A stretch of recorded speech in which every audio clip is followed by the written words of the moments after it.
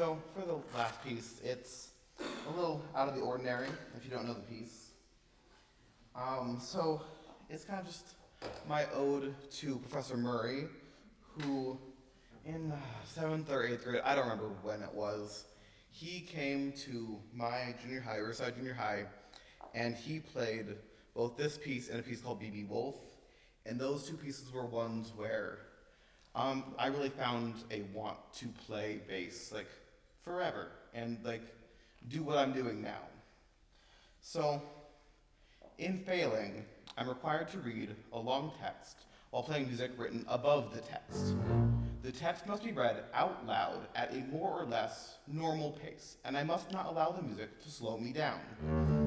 The task is fairly easy for a while because there is not much music, and it comes at the ends of clauses and sentences, almost like normal punctuation.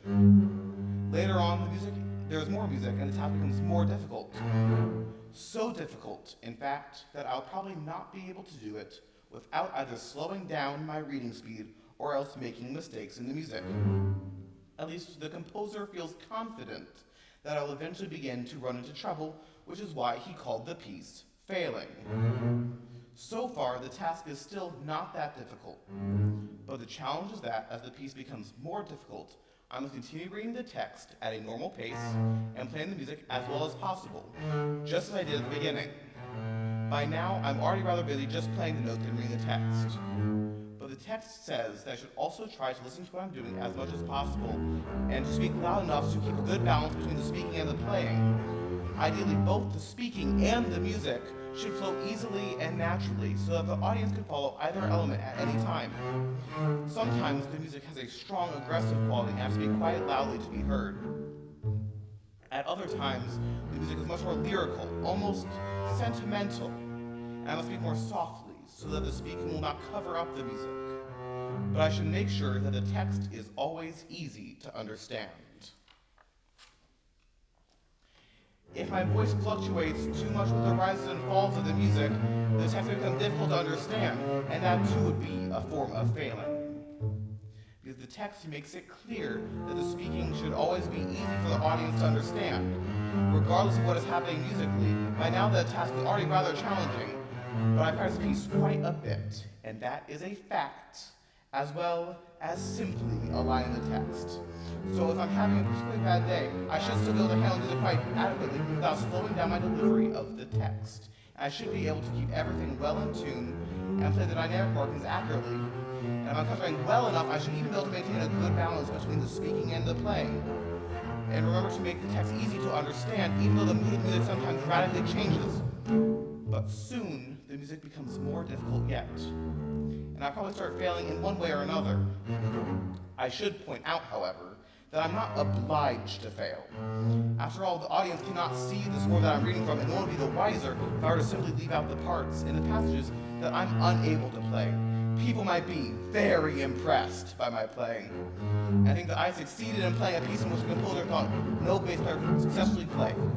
But of course, by leaving out the hardest parts like that, I would be cheating, and the performance would not really be a success at all. And since the piece is about failing, by now failing is extremely difficult.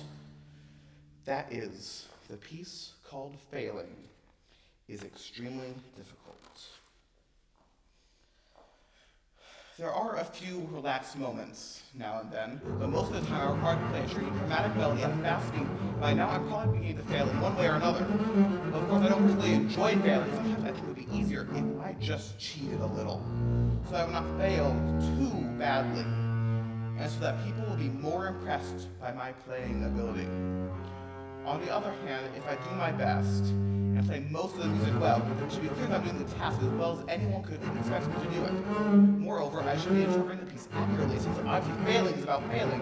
If I succeed in playing the piece accurately without slowing down my speaking or cheating or anything, I'll fail to fail, and thus I will miss the point. In a way, I almost want to fail, because everyone fails at certain times and in certain ways, anyway. And that's what the piece is about. And I want to interpret it appropriately. But first I must not try to fail. I must try to succeed in playing the task, doing the task well without slowing down my reading speed and without missing notes. Even though by now it is almost impossible to succeed for very long. If I tried to fail and then failed, that would kind of be a success and not a failure at all. I must try to succeed, so that when I fail to succeed, I will succeed in communicating the essence of the piece, even though I will fail to accomplish the task as it's been set up. In other words, I will not be able to fail unless I'm trying to succeed, and I will not be able to succeed in interpreting the piece sensitively, unless my performance turns out to be a failure. Or, putting it another way, I'll probably succeed to failing to succeed, not only because the music is so difficult, but because I will fail to succeed and failing to succeed. I will fail to fail and I will miss the point. Since failing is not just about failing, and any successful performance must be a qualified failure. In any case, I'm continuing to read the text and play the music as well as possible, while maintaining a normal pace and making the text comprehensible. And I'm probably continuing to fail. But I should not be failing quite as often now as the music is returning to some of its more lyrical content. And even that material is difficult to play as expressively as I would like to under these circumstances. But at least there's not much danger that I will miss notes. And if I concentrate hard enough, I should be able to maintain a good balance between the speaking and the playing. Soon, however, I'll be faced with a fresh difficulty. The text is about to run out. But the music continues for about another minute or so. During that time, I must decide for myself what to talk about as I play. My remarks are to be genuinely improvised and should include specific references to this performance and to the degree at which I've been failing to fail or failing to succeed to fail or whatever. I must continue to speak at a normal pace and a normal tone of voice and maintain a good balance between the speaking and the playing. As an additional challenge, I'm supposed to link the written part of the text with the improvised part so well that no one will be able to tell where the improvised speaking begins and the written speaking ends. This part is definitely the hardest for some and the easiest for others, like myself, because now I'm just playing notes and talking. Like, I can see Cora right there, my parents right behind him.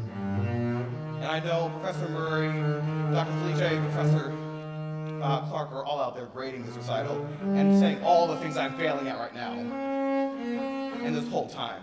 But, you know, such is a graded recital.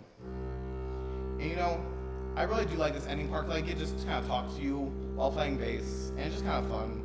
But you know, I really do appreciate all of you coming to my recital and listening to me play all this great music for you. This is the piece called Failing.